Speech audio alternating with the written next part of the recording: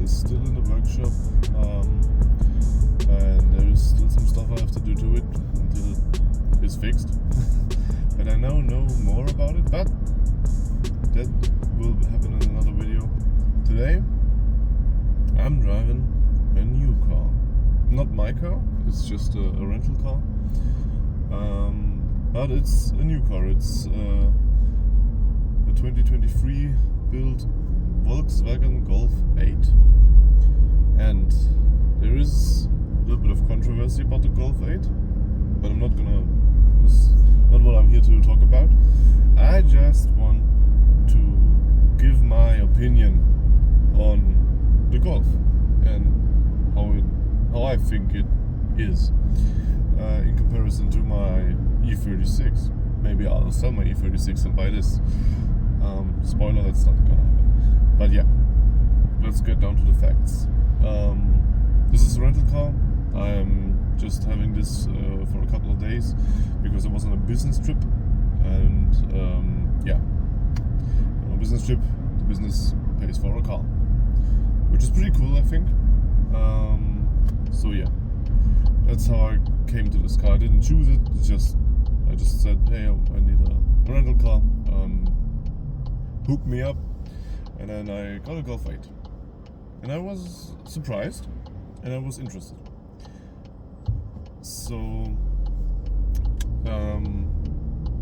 it is a 1.5 liter 4-cylinder petrol engine that has a turbo on it and an electric motor, so it's a hybrid, and it has 110 kW. I think it's about 150 horsepower, which is fine for a rental car. I'm not complaining. It's an automatic. I don't know how many gears, but I can find out. Give me a second. It's 7th gear now. Is there an 8th gear? So we got a 7-speed automatic. Yeah. And it's the 5-door version, and it has "Move" written on the side of it. To any people who that tells anything about the car, work with it. I don't know what that means. It's probably some special edition thing, whatever. Yeah. So I've driven this car about 500 kilometers now, and I have some thoughts. And I'm pretty sure I don't get anything, don't get everything right that I'm talking about here. But there is some things I think I know. I didn't read up on anything, so yeah, here it goes. It's a really pleasant drive, so don't get me wrong. It drives fantastic for an economy car. It's smooth, it shifts smooth, it's not too slow, has great fuel economy. I have the 2 big displays in front of me. I'll show those later. Yeah, it's for just driving around, going to work, going to shop something. It's a great car. But, and there's a few buts. I think the electronics are in the way of the car. So what I mean with that is that there's so much electronically regulated in this car that it stands in the way of driving. And I'm sure that the engineers at VW, they thought something about it, and there was a lot of money and development put into this, and there is a reason it is the way it is. I don't know why, but I'm just gonna again talk about what I think about the car. So the electronics, there's like all those assistant systems like cruise control, traction control, all the stuff, like the regular things. Then there are more technologically advanced things, I think, like course assistant and distance control and lane assistant and all that stuff, which is great for safety reasons. But in the way of driving it stands in the way of the driver, because it thinks it's correcting mistakes that might not even be there. For example, earlier when I was driving through a big city, there was this crossing and I was driving behind another car, and we drove into the crossing and I had to wait until the lane was free to make the left turn. And I just drove up to the car in front of me and stopped behind it. The display went off, all red, big warning sign, a warning noise came on, and it was like, hit the brakes, you're gonna crash. I wasn't even close to the car in front of me, and I wasn't going fast. And I was braking, I already was braking when that happened, without even getting really close to the car. Like there was about a car's length in front of me to the other car, and this car was like freaking out about it, and I think that's irritating. Other than that, maybe I'm just going crazy, but I think that brakes are electronically regulated, and the reason I think that is because if I put on the pressure on the pedal of the brake pedal, there is different ways the car brakes. Even though I put my foot on the brake pedal with the same strength, like I put on the same pressure and it brakes differently, and it even does that in the one brake process. So I put on my foot on the brakes, and it starts braking softly and then goes stronger as long as I put on the brake, without me putting any more pressure in it. And that's a weird thing, because I don't put any more pressure in it, so why do you start braking more? Yeah. And of course, correcting assistant is always thinking I'm gonna crash and telling me to stay in the middle of the road, but sometimes around my place the roads are getting pretty narrow, and yeah, I can't drive anymore in the middle of the street than I already am, and the car is like, yeah, you have got to drive more in the middle. But I can't. Yeah. And those are such like the technological things that I don't like, because the car is working against me in those aspects. Other than that, I think, to get on a positive note again, I think the engine with the turbo, even though it's a 1.5 and has the e-hybrid thing, it's pretty quick for what it is. Like a small little economy car, but this thing goes. And I was driving on the Autobahn, obviously, and I drove for such a long distance. And on the Autobahn, I tried to find out what the top speed is, according to the tachometer. Unfortunately, there is a sensor that told me that the winter tires, which are on here, I didn't know, but I didn't even pay attention to that. But yeah, there were winter tires on here, and those winter tires are only rated until 210 kilometers per hour. I was driving faster than 210 kilometers per hour, and yeah, then the warning came up, which was pretty good. I have to be fair, there was a pretty reasonable warning, because I didn't know, and if I wouldn't have gotten that message, I probably would have driven faster, and the tires wouldn't be able to handle that. Yeah. So thank God for that. That sensor actually has a reason to be there, and the warning was very helpful. So good on that. Yeah. So it's pretty quick.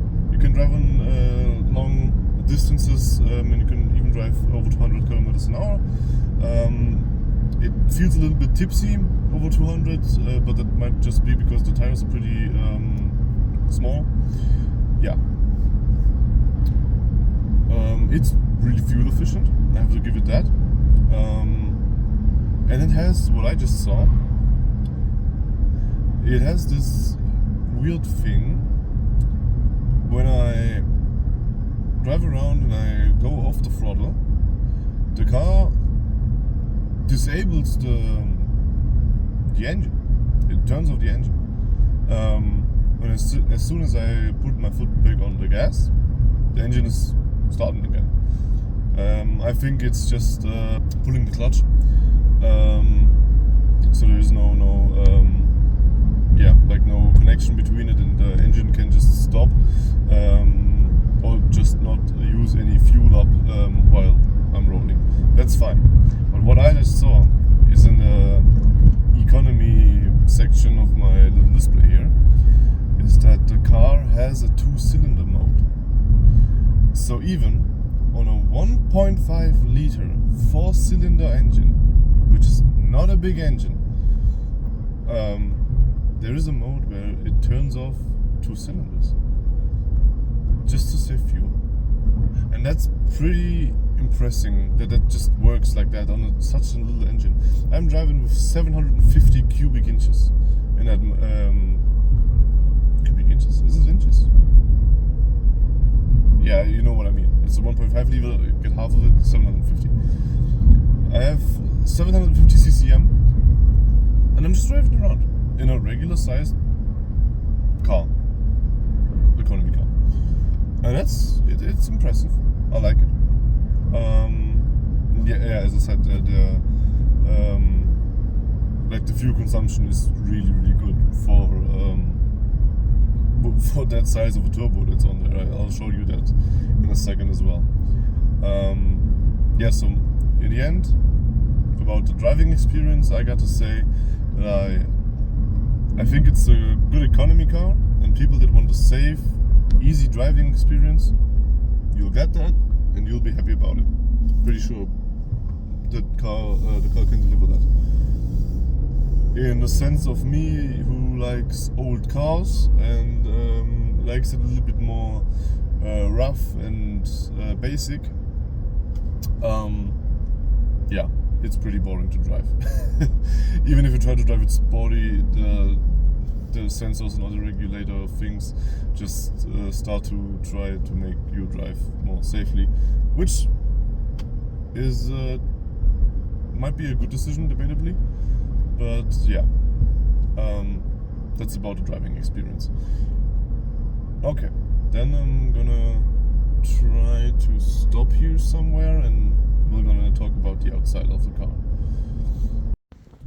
Okay, this is the second try of me filming this car from the interior and the exterior. I was almost done with filming it, and then my phone just decided to crash and not save the video I just was filming for the last 15 minutes. Yeah. So this is the car.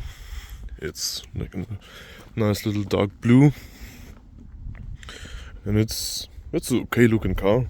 In my opinion, the Golf 7 was looking a little bit better, but yeah, it's fine. It's not too bad, and I like the color actually. As I said, it's the winter tires on, so don't expect too much from that. And here's the move written on it. Whatever that means. I'm sure it's like an accessory thing or something. Okay, so let's take a look at the engine. As I said, I already did that a few minutes ago, but second time's the charm. This is the engine. I didn't actually check if it actually is a 4-cylinder. I just assumed by those 4 little things, but that's essentially just the plastic cover. Here's the turbocharger, as you can see. I think it's a pretty big charger for such a small little engine, but yeah, it seems to work, so I'm not gonna judge. I actually can't see if there is any any separation of the cylinders or anything, and I don't want to remove the cover since this is not my car. Down there you can see the OPF filter. think about that what you want. But yeah, essentially that's the Golf and its little motor. And now I'm gonna switch back to the inside of the car. Okay, gonna start this video one last time. It just broke off on me again, and that's because the Android Auto started to connect, and it just stops my recording. That's a feature I don't like. So yeah, the interior. We got the steering wheel with all those buttons. There's some light control on this side. The two displays, of course. The gears and parking thing, so like this little shift knob here. The engine start button. Yeah, park sensors, auto hold, parking brake is here. No button on this side, only on like this, so it actually feels like a Lamborghini. Yeah, the displays. Let's get to those. Gonna push the start button once. There's like this little welcome to Volkswagen animation. Yeah, it's pretty good, what I think. So let's start off with this little tachometer thing here.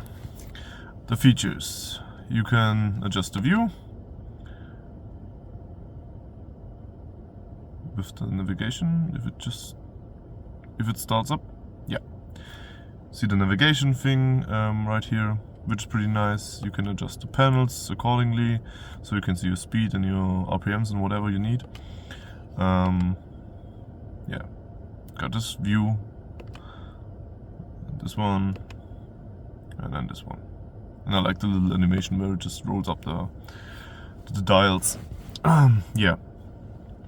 As I said, you can like adjust whatever you want to show here to whatever you want. That's pretty cool. And it shows the remaining range, that I'm in sport mode right now, and that my car is turned off right now, which is fine. What I think is pretty cool, let me move this a little bit closer. You got this little sign here. That means that it recognized that the speed limit here is 100 kph. And according to that, it moves this little red dial. And when I go over this little red dial, it would pull a little red line as far as my speedometer goes, as far as I'm driving over the limit that it thinks it has recognized. Of course, you never drive over the limit.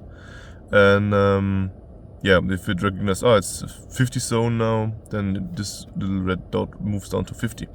And that I really think is quite nice. So you actually keep track of how fast you're going or not. Now those buttons light up as well. Then we got this little screen. It's still in the menu that I showed before. But yeah, essentially you can adjust a lot of things: the lights, the mirrors, the tires, the lights inside of the car. Yeah, all of that stuff. And what I find really impressive is the animation smoothness. Hope you actually can see it. Like, this feels pretty like instant and yeah, nice to move, nice to touch around on, just like my butt. Yeah. Okay. Yeah, essentially this. You can just see my status of the car and some data on how long I've driven and with what economy and all that stuff. And this is like the compass, and here I can adjust the heated seats and the temperature control and smart climate, and with different modes, and there's classic climate, as you know, and there's air care and whatever. Like, a lot of options. Works fine. Android Auto and Apple CarPlay, if they were connected. It's not, because it stops my video recording, so we're not gonna do that. But yeah, essentially down here, not a lot of buttons. You can adjust the temperature here. There's some volume knobs, and that's basically it.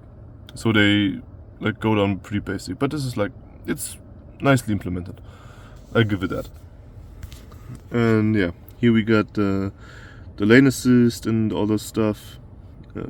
Yeah, the AC, the parking menu. Like, this car has automatic parking, but I'm too afraid to try.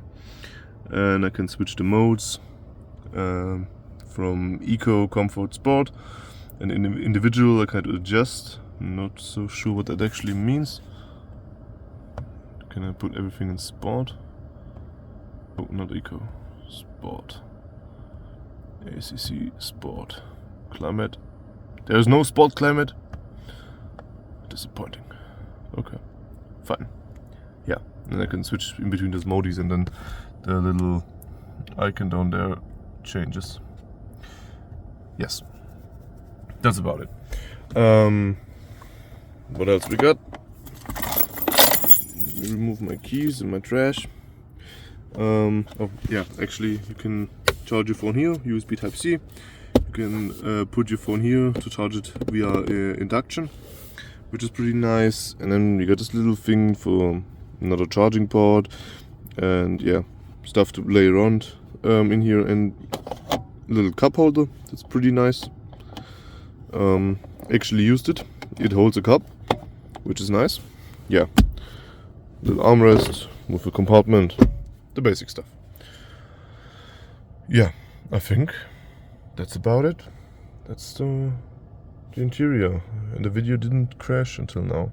Or we can actually try the interior lighting thing. Do I have to start the engine for that? No, I turned it off.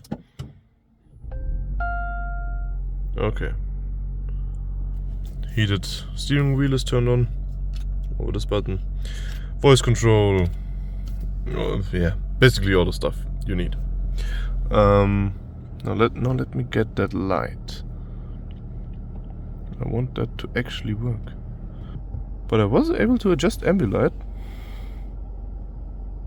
At least I thought I was.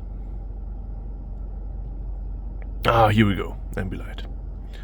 So yeah, we got this little light down here, and then I can change the colors of it. And then it shows, oh, this is cool. It actually changes this with it. That feels pretty cool. Maybe you can actually see it down here as well. Yeah, it's like a lot of color. So let's adjust it, make it blue, make this purple. Oh yeah, this looks nice. Ooh, I like it. Yeah, it's like lighting up purple in here. It's actually a nice shot. But yeah, you get the gist. So yeah, that's the interior. Let me know what you think about it. Oh yeah, we also got the pedals to manually shift. Yeah, I think that's about it. Cars turn on, and you can see if I step on the gas, the response time is pretty good. Works fine. Yeah. Okay. We got the reverse camera and all that thing.